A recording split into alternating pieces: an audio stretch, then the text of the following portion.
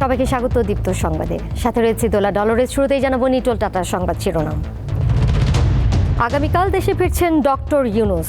শ্রম আপিল ট্রাইব্যুনালে বাতিল হলো 6 মাসের সাজা।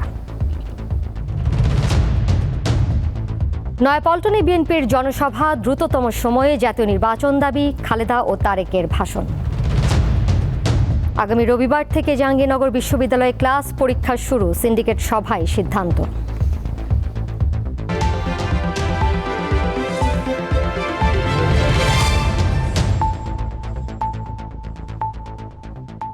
নোবেলজয়ী অর্থনীতিবিদ ডক্টর মোহাম্মদ ইউনূস আগামীকাল বৃহস্পতিবার দুপুরে দেশে ফিরবেন। বর্তমানে তিনি ফ্রান্সের প্যারিসে অবস্থান করছেন। এদিকে শ্রম আইন লঙ্ঘনের অভিযোগে করা মামলায় ডক্টর ইউনূসের 6 মাসের সাজা বাতিলের বিষয়ে শ্রম আপিল ট্রাইব্যুনালে শুনানি চলছে। এর আগে গত 3 জুলাই আপিল ট্রাইব্যুনালে স্থগিতের আদেশ বাতিল করে 50 পৃষ্ঠার পূর্ণাঙ্গ রায় প্রকাশ করা হয় সুপ্রিম কোর্টের ওয়েবসাইটে। রায়ের পর্যবেক্ষণে বলা হয়েছে, সাজা স্থগিতের কোনো বিধান নেই।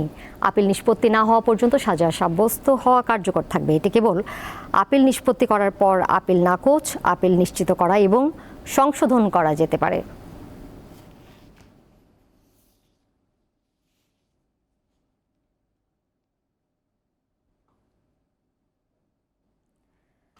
নোবেল বিজয়ী অর্থনীতিবিদ ডক্টর মোহাম্মদ ইউনূসকে প্রধান করে অন্তর্বর্তীকালীন সরকার গঠনের সিদ্ধান্ত নেওয়া হয়েছে। গতরাতে বঙ্গভবনে রাষ্ট্রপতি মোহাম্মদ শাহাবুদ্দিনের সঙ্গে 3 বাহিনীর প্রধান ও ছাত্র আন্দোলনের সমন্বয়কদের বৈঠকে এই সিদ্ধান্ত নেওয়া হয়। কোটা সংস্কার আন্দোলনের নেতৃত্ব দেওয়া বৈষম্য বিরোধী ছাত্র আন্দোলনের সমন্বয়কদের 15 সদস্যের একটি দল মঙ্গলবার সন্ধ্যায় বঙ্গভবনে যায়। এরপর বঙ্গভবনে প্রবেশ করেন 3 বাহিনীর প্রধানরা। বঙ্গভবনে রাষ্ট্রপতির সঙ্গে 3 বাহিনীর প্রধান ও ছাত্র আন্দোলনের সমন্বয়কদের দীর্ঘ বৈঠকে ডক্টর ইউনূসকে প্রধান করে অন্তর্বর্তীকালীন সরকার গঠনের সিদ্ধান্ত হয়। বৈঠক শেষে রাত 12টার দিকে ব্রিফিংয়ে বৈষম্য বিরোধী ছাত্র আন্দোলনের সমন্বয়কদের পক্ষে নাহিদ ইসলাম জানান, অন্তর্বর্তী সরকারের বাকি সদস্য কারা হবেন সে বিষয়ে 15 জনের নামের একটি তালিকা রাষ্ট্রপতিকে দেওয়া হয়েছে। খুবই দ্রুত সময়ের মধ্যেই তালিকা নিয়ে বিভিন্ন রাজনৈতিক পক্ষের সঙ্গে আলোচনা করে চূড়ান্ত করা হবে।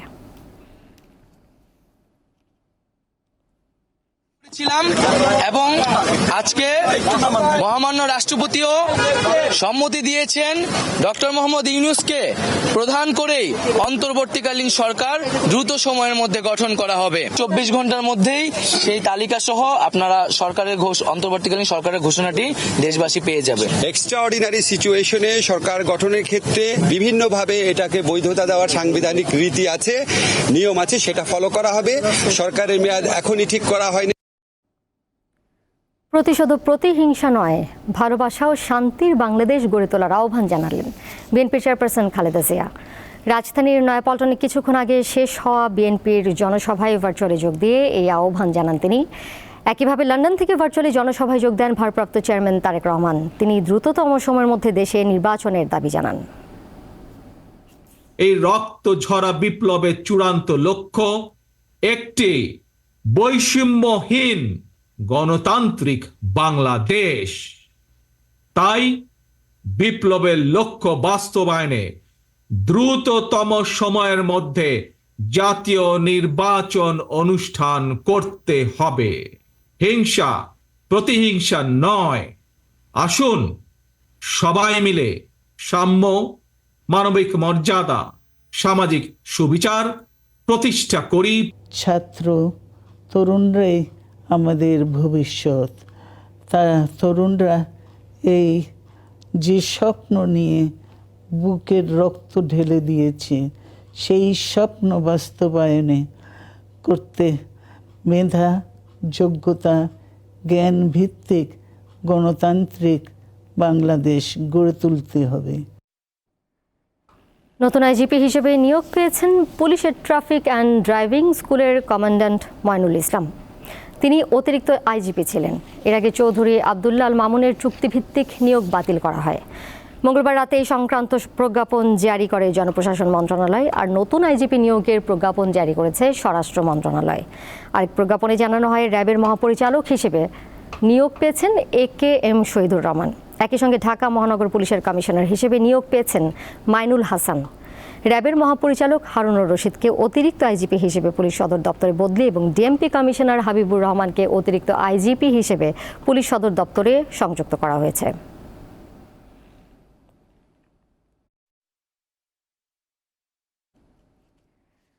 পুলিশ কোনো কর্মবিরতিতে নেই। শিগগিরই বাহিনীটির সদস্যরা কর্মস্থলে যোগ দেবেন। দুপুরে পল্টনে পুলিশ অ্যাসোসিয়েশন কার্যালয়ে ব্রিফিংয়ে এমনটাই জানিয়েছেন সংস্থার নবনির্বাচিত সভাপতি আবদুল্লাহ হেলবাকি। তিনি বলেন, কর্মবিরতিতে যাওয়ার কোনো সুযোগ নেই পুলিশ সদস্যদের। চলমান অস্থিরতাকে কাজে লাগিয়ে দলবাজ একটি পক্ষ বিভ্রান্তি ছড়াচ্ছে। তিনি জানান, পুলিশের নেতৃত্বে আসা বর্তমান কর্মকর্তাদের প্রতি তাদের পূর্ণ আস্থা রয়েছে। বিগত সময়ে ঊর্ধ্বতন কর্মকর্তারা পুলিশকে রাজনৈতিকভাবে ব্যবহার করে জাতির মধ্যে বিভাজন তৈরি করেছেন, যার প্রত্যক্ষ ভুক্তভোগী এখন খোদ পুলিশ সদস্যরাই।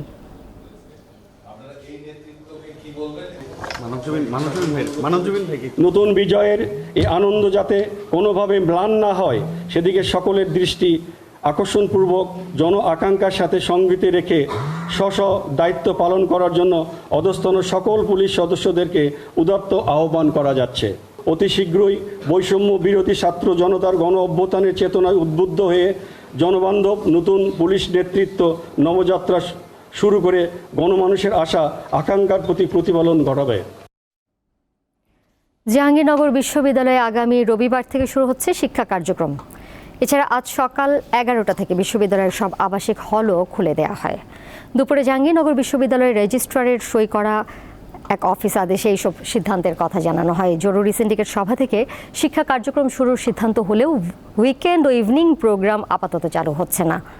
বিশ্ববিদ্যালয়ের আবাসিক হলে কোনোভাবেই প্রাক্তন ও বহিরাগত কেউ অবস্থান করতে পারবে না বলেও সভায় সিদ্ধান্ত হয়।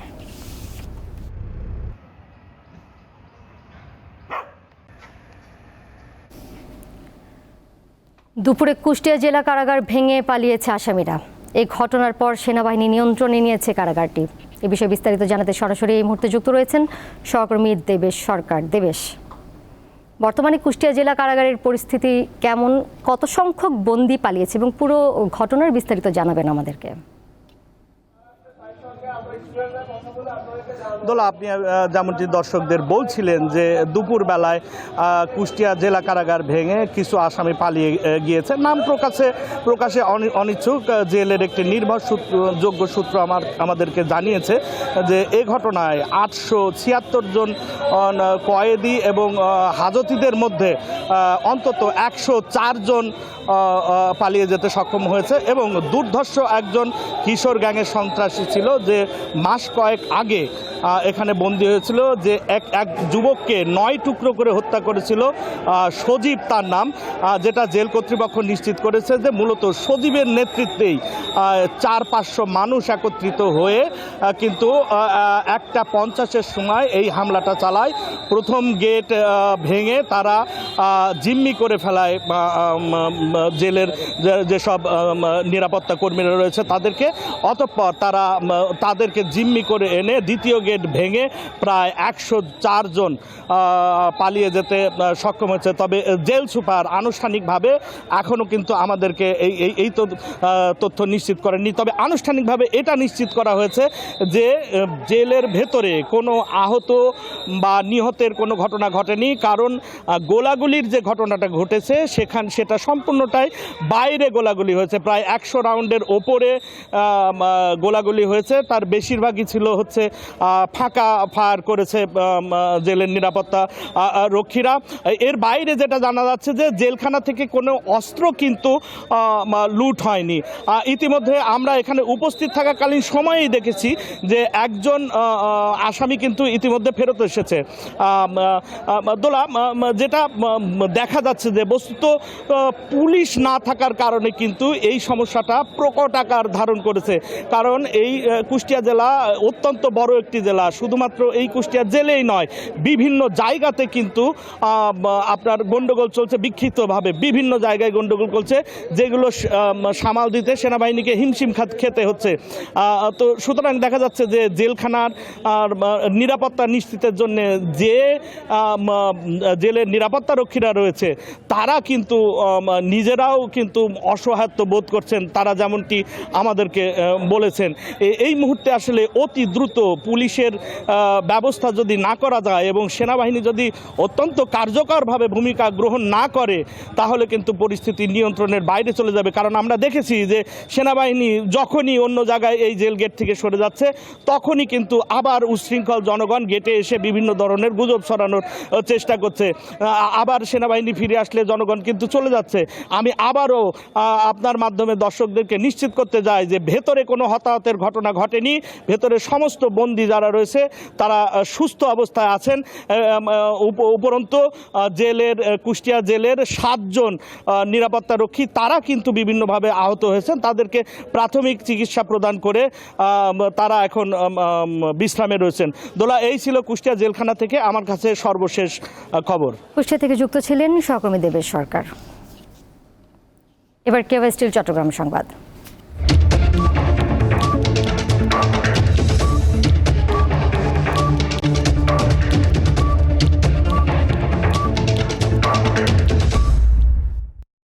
বন্দরনগরীর বিভিন্ন মোড়ে শিক্ষার্থী ও সাধারণ মানুষকে ট্রাফিকের দায়িত্ব পালন করতে দেখা গেছে। সকাল থেকে নগর জুড়ে এই চিত্র দেখা গেছে।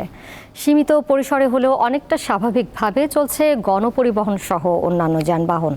পরিস্থিতি নিয়ন্ত্রণে সকাল থেকেই বেশ কয়েকজন শিক্ষার্থী ও সাধারণ মানুষ ট্রাফিকের কাজ করে যাচ্ছেন।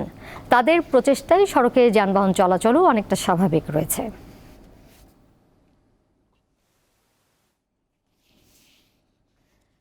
ধীরে ধীরে স্বাভাবিক হতে শুরু করেছে পাবনার পরিস্থিতি। হাসপাতাল সহ সরকারের বিভিন্ন অফিসের কার্যক্রম নিয়ে আমাদের সঙ্গে পাবনা থেকে যুক্ত হয়েছেন সহকর্মী শামসুল আলম। তার কাছে যাচ্ছি। শামসুল, জেলায় সরকারি হাসপাতালগুলোর কি অবস্থা? রোগীরা কি ঠিকঠাকভাবে সেবা পাচ্ছেন কিনা? এছাড়াও সার্বিক পরিস্থিতি আমাদেরকে জানাবেন।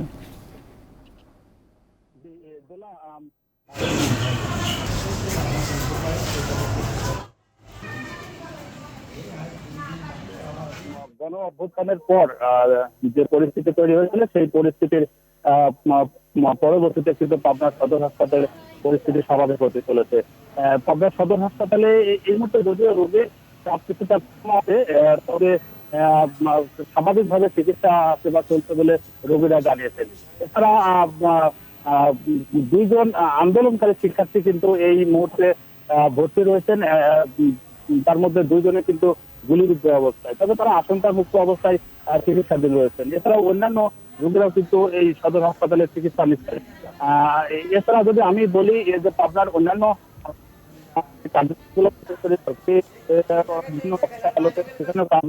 মোটামুটি শুরু হয়েছে। আমরা সকাল থেকে বিভিন্ন পাবনা জেলা প্রশাসক কার্যালয়, পুলিশ সুপার কার্যালয় নানা কার্যক্রম আমরা দেখেছি। তবে পাবনা সদর হাসপাতালে পাবনা সদর থানার যেটি রয়েছে সেটি কিন্তু স্বাভাবিক কার্যক্রম ফেরেনি। সেখানে পুলিশ তাদের কার্যক্রমটা চালাচ্ছে না বলে আমরা জানতে পেরেছি। সেখানে আনসার সহ অন্যান্য বাহিনী তাদের এই থানার নিরাপত্তা দিচ্ছেন। এছাড়া আমরা কিন্তু সকালবেলা একটি জিনিস দেখেছি যে শিক্ষার্থীরা পাবনা শহরে যেই আন্দোলনের সময় যে রণক্ষেত্র হয়েছিল সেই রণক্ষেত্রের স্থান কিন্তু শিক্ষার্থীরা পরিষ্কার পরিচ্ছন্ন করেছেন, বিভিন্ন গ্রাফিতি এঁকেছেন। এরপর আমরা দুপুরে দেখেছি যে শিক্ষার্থীরা পাবনা মূল শহরে আব্দুল হামিদ রোডে সেখানে ট্রাফিক ব্যবস্থায় কিন্তু নিয়ন্ত্রণ নেওয়ার করেছেন এবং সেই কাজের কিন্তু পাবনাবাসী এর প্রশংসায় পঞ্চম করেছে শিক্ষার্থীরা। মোটামুটি পাবনার পরিস্থিতি অনেকটাই স্বাভাবিক হতে শুরু করেছেন বলা। পাবনা থেকে যুক্ত ছিলেন সহকর্মী শামসুল আলম। শেখ হাসিনার ভারত থেকে অন্য কোথাও যাওয়ার পরিকল্পনা নেই বলে জানিয়েছেন তার ছেলে সজীব ওয়াজেদ জয়। জার্মান গণমাধ্যম ডয়েচে ভেলেকে দেয়া এক সাক্ষাৎকারে তিনি এ কথা জানান। অন্তর্বর্তীকালীন সরকার নিয়েও কথা বলেন জয়। আমরা দেখতে পাচ্ছি যে বাংলাদেশে অন্তর্বর্তীকালীন সরকারের প্রধান হচ্ছেন প্রফেসর ইউনূস। এই বিষয়ে আপনার মতামত কি? এই বিষয়ে আমার কোনো মতামত নাই। আমাদের সুশীল সমাজ তো অনেকদিন ধরেই চাচ্ছেন যে তিনি দেশ চালানোর একটা সুযোগ পাক। তো তিনি এখন সেই সুযোগটা পাচ্ছেন, কিভাবে চালাতে পারবেন আমি দেখতে চাই, দেখার অপেক্ষায় আছি। একটা দেশ চালানো অত সহজ ব্যাপার না, তো দেখি। প্রধানমন্ত্রীর পদ থেকে পদত্যাগ করে শেখ হাসিনা দেশ ছেড়ে পালিয়েছেন এই খবরে দেশের বিভিন্ন স্থানে শুরু হয় সহিংসতা, অরাজকতা। সহিংসতার এসব ঘটনায় উদ্বেগ জানিয়েছে যুক্তরাষ্ট্র। একই সঙ্গে দেশটি বাংলাদেশের জনগণের পাশে আছে উল্লেখ করে বলছে, এখন প্রতিশোধ নেওয়ার সময় নয়। ভারতীয় বার্তা সংস্থা পিটিআইয়ের বরাত দিয়ে বুধবার এক প্রতিবেদনে এই তথ্য জানিয়েছে এনডিটিভি। সংবাদ মাধ্যমটি বলছে, ধর্মীয় বা রাজনৈতিক গোষ্ঠীর সদস্যদের ওপর হামলা সহ বাংলাদেশে অব্যাহত সহিংসতা নিয়ে গভীর উদ্বেগ প্রকাশ করেছে যুক্তরাষ্ট্র। মার্কিন স্টেট ডিপার্টমেন্টের একজন মুখপাত্র বলেছেন, পুলিশ এবং আইন প্রয়োগকারী সংস্থার বিরুদ্ধে সহিংসতা নিয়েও উদ্বিগ্ন মার্কিন প্রশাসন।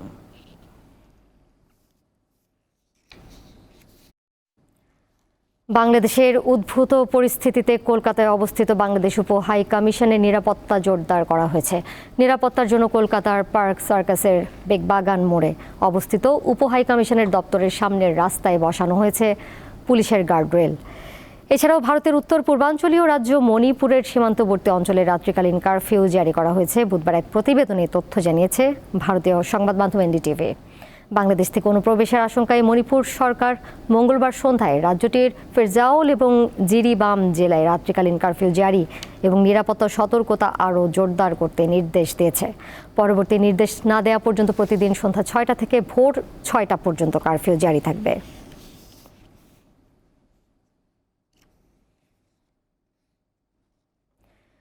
ফিলিস্তিনি স্বাধীনতাকামী সংগঠন হামাসের প্রধান নির্বাচিত হলেন ইয়াহিয়া সিনওয়ার।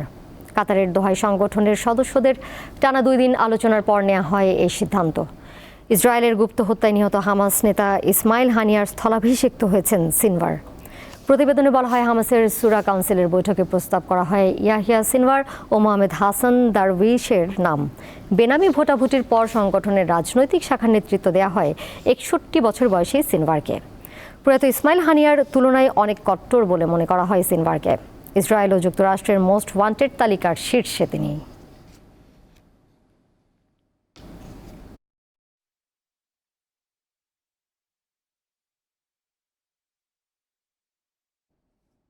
খেলার খবর। গ্লোবাল টি-20 খেলা শেষে আগামী 13 আগস্ট ঢাকায় ফেরার কথা রয়েছে সাকিব আল হাসানের। বিসিবির ক্রিকেট পরিচালনা বিভাগের সহকারী ম্যানেজার শাহরিয়ার নাফিস জানান, সূচি অনুযায়ী যদি সে দলের সাথে যোগ দেয় তাহলে আসন্ন পাকিস্তান সিরিজে সাকিবকে দলে রাখা হবে। 12 আগস্ট পর্যন্ত তার এনওসি রয়েছে, তারপরে তার বাংলাদেশ ক্রিকেট টিমে জয়েন করার কথা। বাংলাদেশ ক্রিকেট বোর্ডের সিলেকশন প্যানেল এখন পর্যন্ত কিন্তু বাংলাদেশ পাকিস্তানের জন্য দল ঘোষণা করেনি। বাংলাদেশের জন্য যখন ওনারা দল ঘোষণা করবেন, সে যদি টিমে থাকে তখন একরকম। শেষ করব দীপ্ত সংবাদ। যাবার আগে নিটোল টাটার সংবাদ শিরোনাম জানিয়ে দেব আরও একবার। আগামীকাল দেশে ফিরছেন ডক্টর ইউনূস। 6 মাসের সাজা বাতিল নিয়ে শ্রম ট্রাইব্যুনালে শুনানি। নয়াপল্টনে বিএনপির জনসভা, দ্রুততম সময়ে জাতীয় নির্বাচন দাবি, খালেদা ও তারেকের ভাষণ। আগামী রবিবার থেকে জাহাঙ্গীরনগর বিশ্ববিদ্যালয়ে ক্লাস পরীক্ষা শুরু, সিন্ডিকেট সভায় সিদ্ধান্ত।